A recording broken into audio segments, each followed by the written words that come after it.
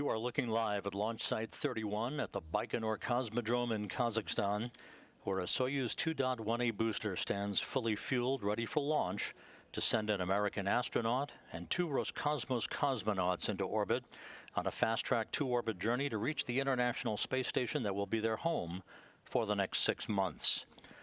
Good morning from Mission Control in Houston and the International Space Station Flight Control Room as countdown clocks are ticking backward for the launch of the Soyuz MS-22 spacecraft atop its Soyuz booster at 8:54 and 49 seconds a.m. Central Time, 6:54 and 49 seconds p.m. in Baikonur, about 7 minutes after sunset in the Central Asian desert. The weather in Baikonur is ideal, 85 degrees Fahrenheit, cloudless sky for today's launch. Earlier today, the Soyuz booster was fueled for launch by engineers in Baikonur, a process that was completed a few hours ago. The launch control team in Baikonur reporting that all systems are go for launch, working no issues as the countdown enters its will increase temporarily from 7 to 10. And his Roscosmos crewmates, Soyuz Commander Sergey Prokopyev and Dmitriy Petelin. The crew is all set to begin its 3-hour flight to the International Space Station, docking scheduled at 12:11 p.m. Central Time to the Rassvet module on the Earth-facing side of the Russian segment of the International Space Station. Once the hatches are opened between the newly arrived Soyuz and the station, the new residents will be greeted by Station Commander Oleg Artemyev of Roscosmos and his Roscosmos crewmates, Denis Matveyev and Sergey Prokopyev, along with NASA astronauts Kjell Lindgren, Bob Hines, and Jessica Watkins, and European Space Agency astronaut Samantha Cristoforetti. She will take over as Expedition 68 commander during a change of command ceremony next week, before Artemyev, Matveyev, and Korsakov depart in their Soyuz MS-21 spacecraft, headed for a parachute-assisted landing on September 29th. Here in Mission Control, as mentioned, a shift handover just completed. At the bottom of your screen is Flight Director Allison Bollinger. She will be the flight director on console throughout the day today for launch, docking, and the subsequent hatch opening later this afternoon. That will enable Rubio, Prokopyev, and Petelin to take residence on board the International Outpost. At the top of your screen, veteran astronaut Jessica Meir. She'll be talking to the space station crew throughout the day when required. The crew flew to the Baikonur Cosmodrome from their training base at Star City on September 5th for final pre-launch training and inspections of their Soyuz spacecraft.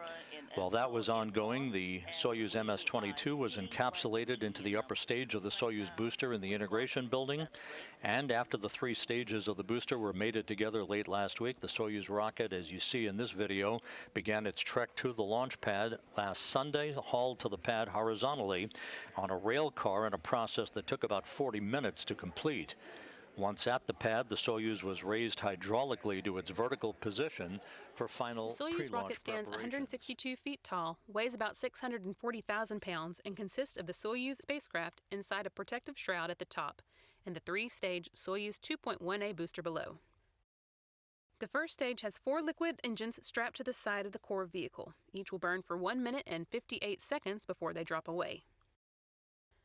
The core engine of the first stage also serves as the second stage and continues to burn until 4 minutes and 57 seconds into the flight. The third stage has a single engine that will ignite before the separation of the second stage, helping to push it away safely. It will burn until the 8 minutes and 46 seconds mark of the flight, and at that point the Soyuz spacecraft will separate from the third stage, having arrived at its preliminary orbit. It is 24.5 feet long with an overall volume of 177 cubic feet and comprised of 3 modules. The descent module, situated in the middle of the Soyuz vehicle, contains customized seats for the crew members during launch, entry, and landing, and contains all the controls and displays necessary for the flight. It also houses life support systems, batteries for the re-entry and landing, and the parachute and soft landing rocket engines that slow the Soyuz just before touchdown as the spacecraft lands in Kazakhstan. There are 8 hydrogen peroxide thrusters located on the module, which are used to control the spacecraft's orientation, or attitude, during the descent until parachute deployment. The descent module also contains a guidance, navigation, and control system used to maneuver the vehicle during the descent phase of the mission.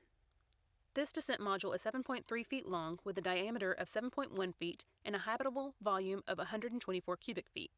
It is the only portion of the Soyuz that survives the return to Earth. The orbital module at the top is 9.8 feet long. It connects to the descent module via pressurized hatch. This is where the crew has a small amount of room to move around following launch during the flight to the space station. It has a docking mechanism, hatch, and rendezvous antennas located at the front end. The docking mechanism is used to dock with the space station, and the hatch allows entry into the orbiting complex. The rendezvous antennas are used by the automated docking system, which uses radar, to maneuver toward the station for docking. There is also a forward-looking window in the module that the crew can use to take manual measurements of distance and closing speed with a laser rangefinder in the event of failure of the rendezvous radar system. The propulsion module houses the oxygen storage tanks, the main engine, and the attitude control thrusters, avionics, and communication and control equipment. The propulsion portion of this module handles all orbital maneuvers, including those needed for the rendezvous with the space station and the deorbit burn at the end of the spacecraft's mission. Before they are deployed, the two solar arrays are folded against the body of the propulsion module, which, along with the orbital module, separates from the descent module after the deorbit burn. The solar panels span almost 35 feet. The entire spacecraft serves not only as a crew transport vehicle to and from the space station, but also as an emergency return vehicle in the unlikely event the crew needs to leave the station unexpectedly.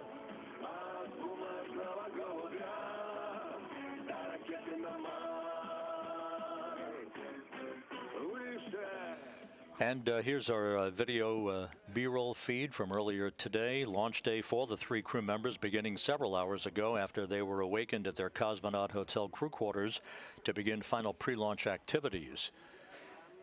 The crew departed the Cosmonaut Hotel and boarded a bus for their 40-minute ride to the integration and suit-up facility at Building 254 inside the Baikonur Cosmodrome. You see them in their traditional and familiar walkout from the Cosmonaut Hotel, the backup crew following them, Oleg Kononenko, Laurel O'Hara, Nikolai Chubb.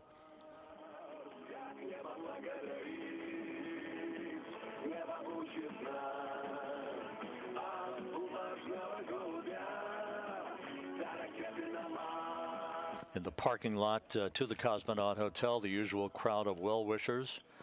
And you see Frank Rubio on the right, Sergey Prokopyev in the middle, Dmitriy Petelin on the left.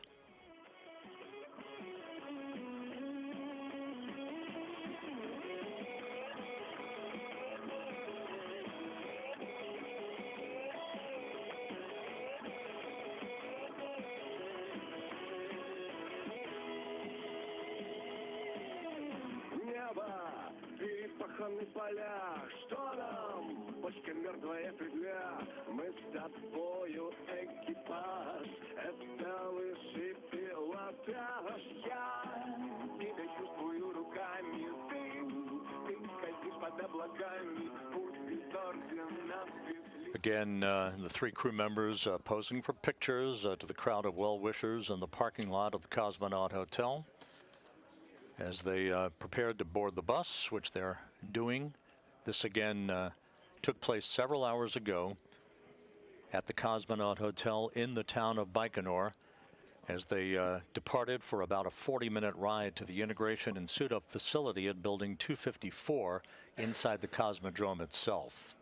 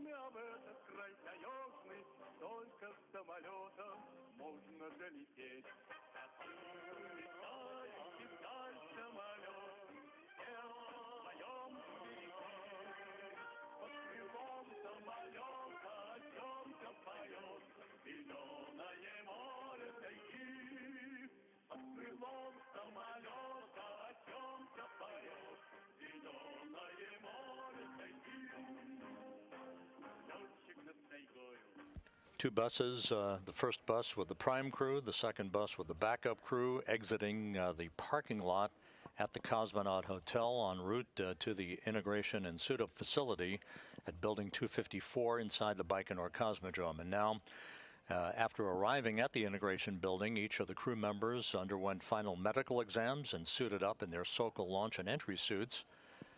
And as you'll see here momentarily, one by one, the crew members moved to a mock-up of a Soyuz spacecraft seat, allowing technicians to conduct pressure checks on their suits, ensuring that the suits would be free of any leaks.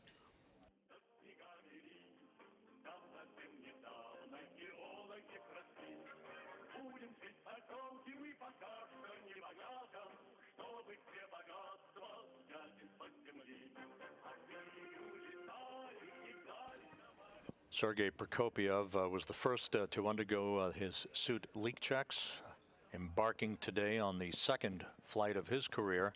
Dmitriy Petelin and Frank Rubio of NASA beginning the first flights of their spaceflight careers.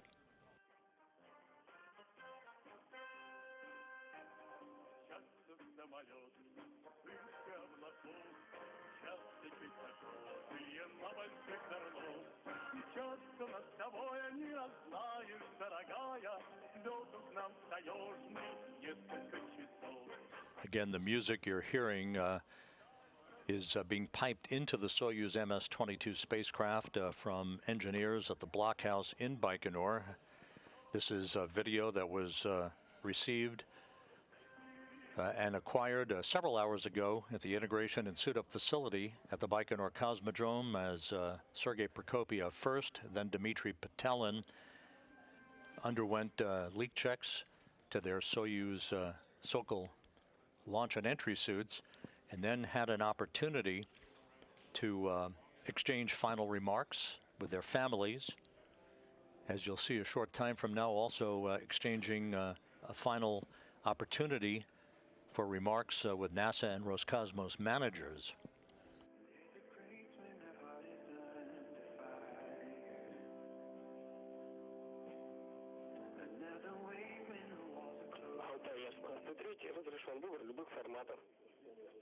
And Frank Rubio settling in several hours ago for the leak checks on his Sokol launch and entry suit.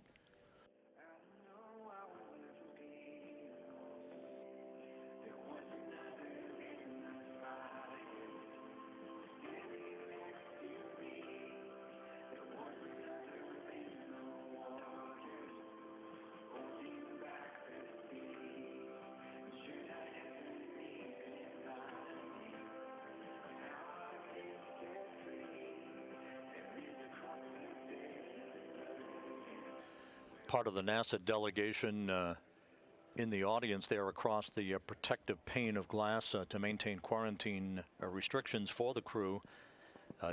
Johnson Space Center Deputy Director Steve Kerner, the ISS Program Manager Joel Montalbano, Reed Wiseman, NASA's Chief Astronaut, Norm Knight, the Director of Flight Operations here at the Johnson Space Center.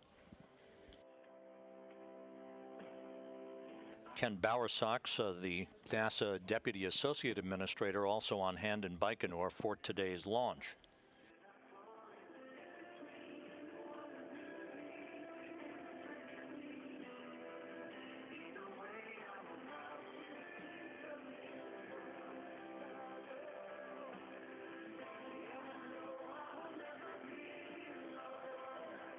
Again, the three crew members who are now strapped inside their Soyuz spacecraft, exchanging well wishes with their family members across the protective pane of glass.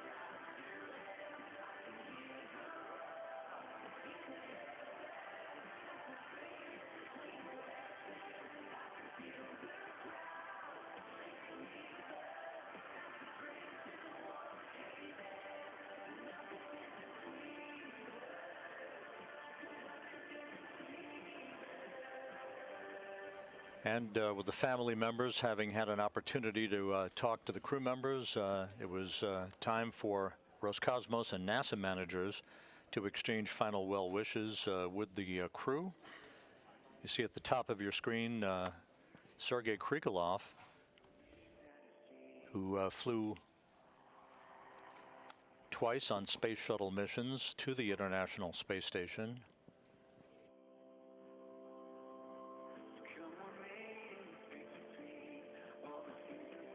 This exchange of pleasantries between the crew and the Roscosmos managers essentially amounts to a report on the readiness of the vehicle for launch and final well wishes before the crew departs the integration building to head for the launch pad itself.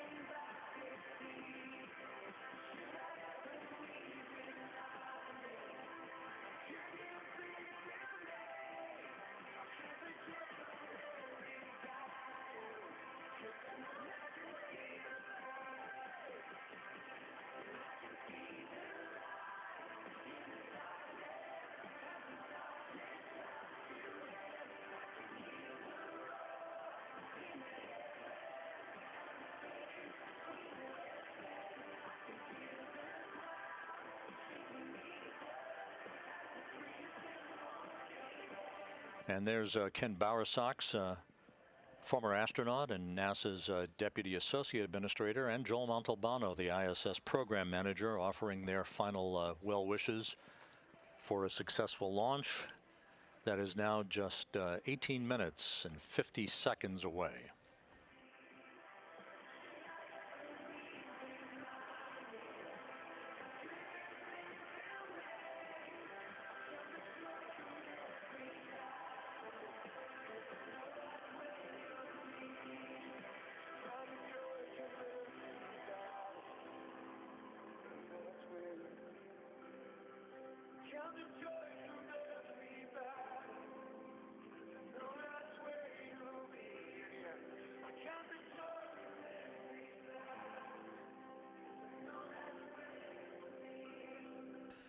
With the pleasantries having been completed, the crew members then left the Site 254 integration building.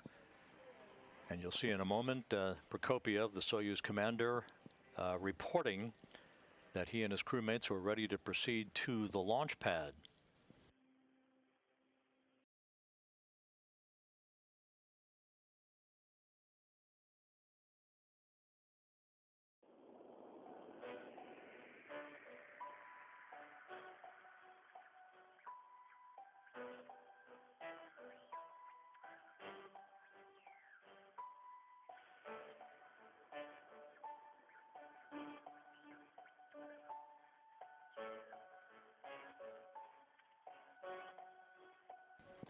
With that, the trio boarded their bus about 3.5 hours ago for the ride to launch site 31, a trip that took almost 1 hour to complete.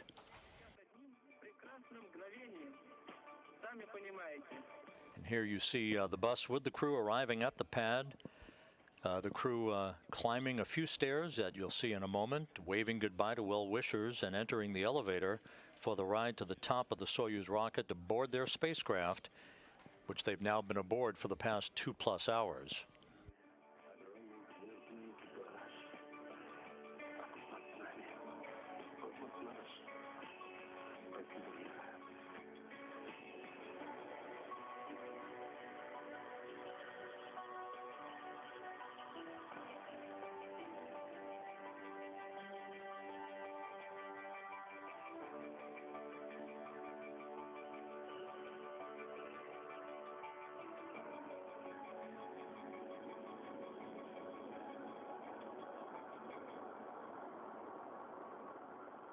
Можно ли мечтать о большем? Могучий космический корабль унесет меня в далекие просторы Вселенной. Сами понимаете. Again, this is video that was taken several hours ago as the three crew members arrived at launch site 31 at the launch pad, having an opportunity to say goodbye one final time to well-wishers at the pad, as well as managers from NASA and Roscosmos, before boarding the elevator at the pad for the ride up to the top of the Soyuz 2.1a booster to board their spacecraft, which they've now been aboard for a little over 2 hours.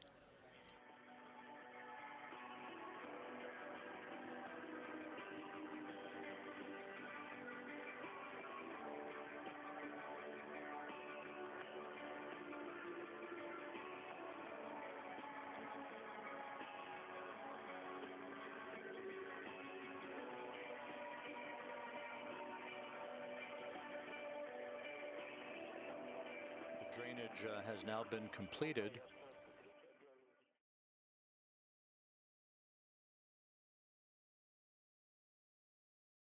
T-minus 2 minutes 45 seconds until launch. The fuel and oxidizer tanks now being pressurized to optimize fuel flow to provide additional structural rigidity to the launch vehicle on the pad. Tank pressurization underway. Everything in good shape as we approach the T-minus 2 minute mark in the count.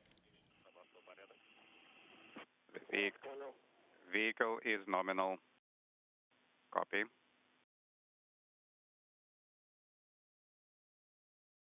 Passing through 2 minutes, coming up on the termination of the ground propellant feed to the Soyuz 30 seconds until launch. The Soyuz about to go on internal power. This in-cabin view showing at the bottom of your screen Sergey Prokopyev, the Soyuz commander, and at the top of your screen Dmitriy Petelin, Frank Rubio on the right of Prokopyev out of the field of view here. We are now 50 seconds from launch.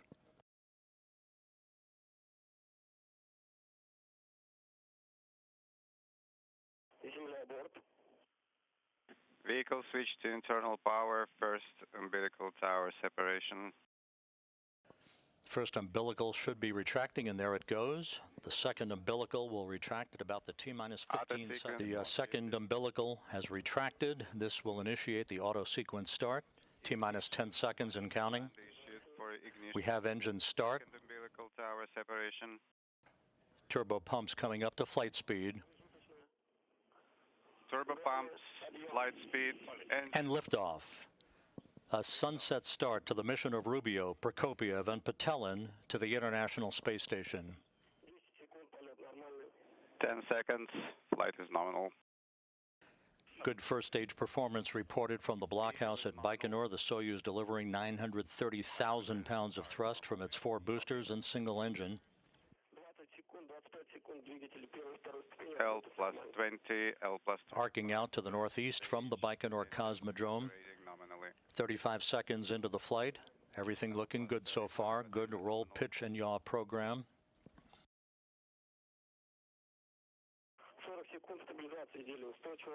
The vehicle reported structural stability is good.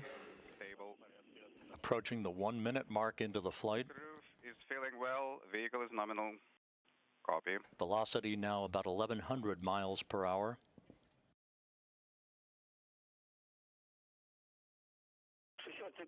Yaw, pitch, and roll program all reported to be nominal from the blockhouse at Baikonur. Nominal. Vehicle is nominal. Crew is feeling well. Prokopyev reporting the crew is feeling well. Coming up on the 1 minute 20 second mark into the flight. Now passing through the area of maximum dynamic pressure. L plus 80 parameters are nominal.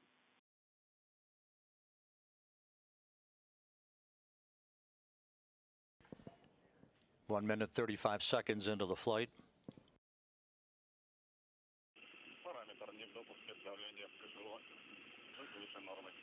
Pressure in KPO parameter is above nominal. Copy KPO parameter of nominal. Correct? Affirmative.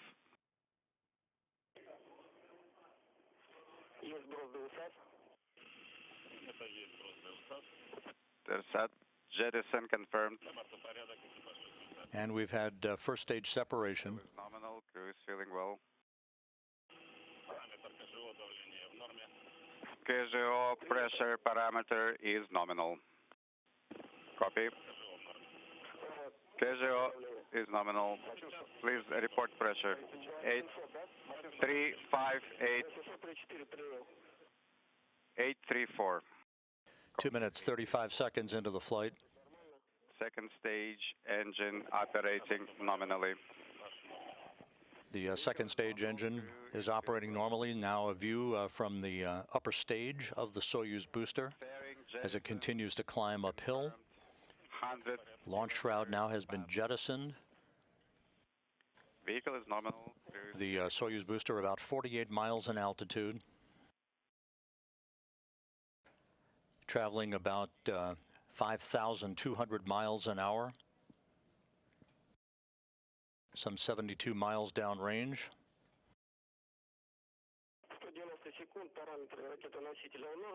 L plus 190. 3 minutes, 20 seconds into the flight. Is nominal. C indication controlled descent available. Vehicle is nominal. Copy. Indication is on.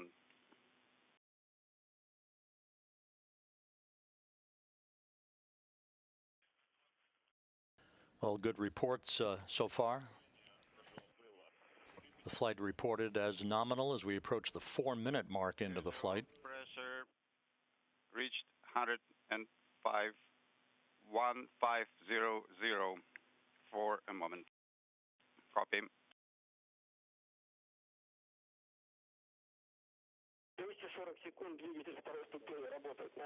Second stage engine continues to burn as planned as we approach the 4-minute, 15-second mark into the flight. About halfway through powered flight now. Copy.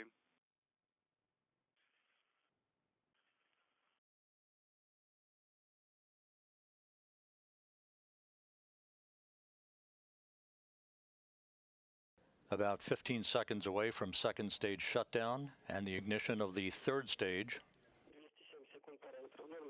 L plus 270. Parameters are nominal.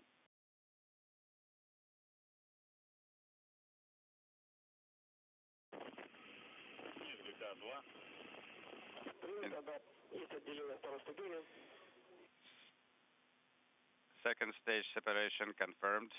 Second stage shutdown and separation is confirmed. The Soyuz now climbing to orbit on the singular power of its third stage engine. 5 minutes, 12 seconds into the flight, about 3.5 minutes of powered flight remaining. L plus 310. Launch vehicle is stable. Vehicle is nominal. Crew is feeling well. Prokopyev reports that the crew is doing well. This third stage engine providing 67,000 pounds of thrust for the remaining 3 minutes of powered flight.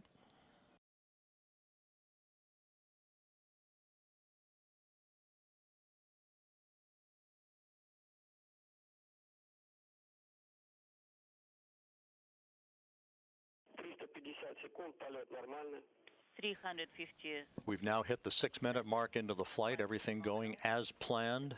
A true trajectory so far for the Soyuz booster. Now flying on the third stage propulsion of its singular engine. Good roll, pitch, and yaw reported. Good structural stability reported.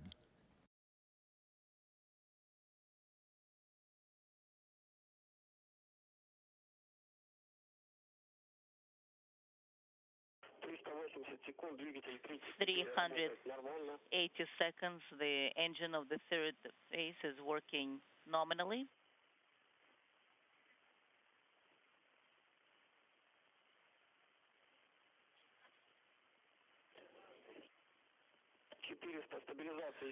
$400 seconds. The stabilization of the article is in place. It is stable. Altai. Good structural stability of the Soyuz vehicle at the 7-minute mark into the flight. About 1 minute, 45 seconds of powered flight remaining.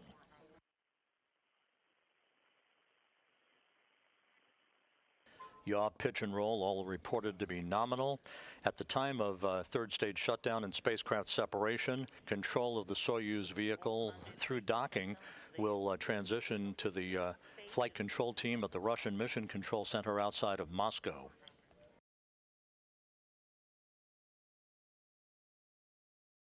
7 minutes, 30 seconds into the flight. Again, this view from a camera on the upper stage of the Soyuz booster, which should also provide us a view of the solar array deploy shortly after spacecraft separation. Nominal crew is feeling great. The crew reported to be feeling great, in the words of Sergey Prokopyev, the Soyuz commander.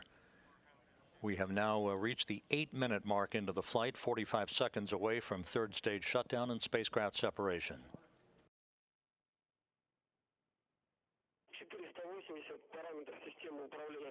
480. The parameters of the launcher is nominal, and everything is nominal on orbit, and the crew is feeling great. We're waiting for the separation. The crew on board the Soyuz MS-22, Rubio, Prokopyev, and Petelin, now about 15 seconds away from third stage shutdown and spacecraft separation. 10 seconds.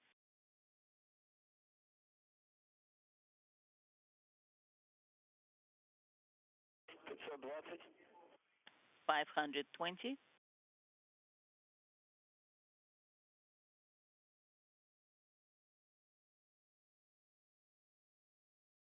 And we have third stage shutdown and spacecraft separation. You see the third stage dropping away. Time tag commands now will deploy the solar arrays and the navigational antennas. Altai, Moscow.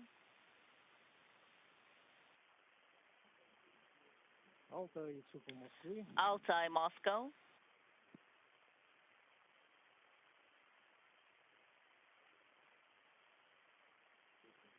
And we now have confirmation of a perfect solar array and navigational antenna deploy. The Soyuz MS-22 now in its preliminary orbit, and the chase has begun to catch up to the International Space Station, with docking planned just 3 hours from now after a 2-orbit journey. Docking scheduled at 12:11 p.m. Central Time. Moscow, how do you read us?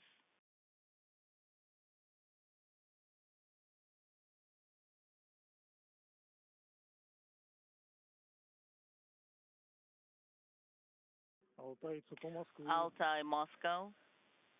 If you read me, if you can copy me, then please continue per page 35 and start AKG. Altai 2, how do you read us? RP1, RP2 is closed. Yes, RPV1 and RPV2. Yes, what about the separation contact? How did it go?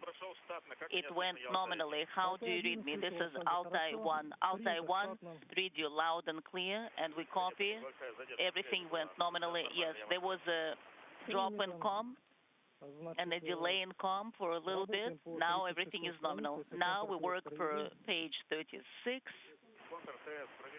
Yes, the control is complete. Right. Right now we'll be working with ENPO2. So you need to select the display, and we confirm RDR along the roll axis is here. We confirm and we copy, and we're monitoring that.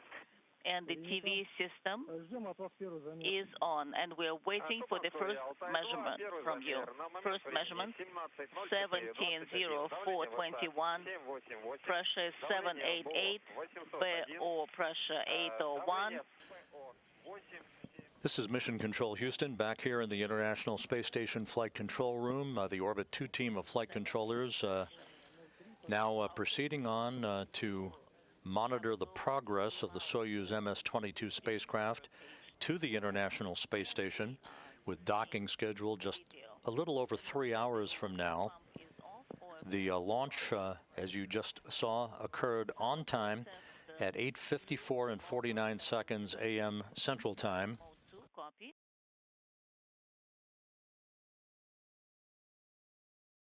6:54 and 49 seconds p.m. at the Baikonur Cosmodrome, just a few minutes after sunset.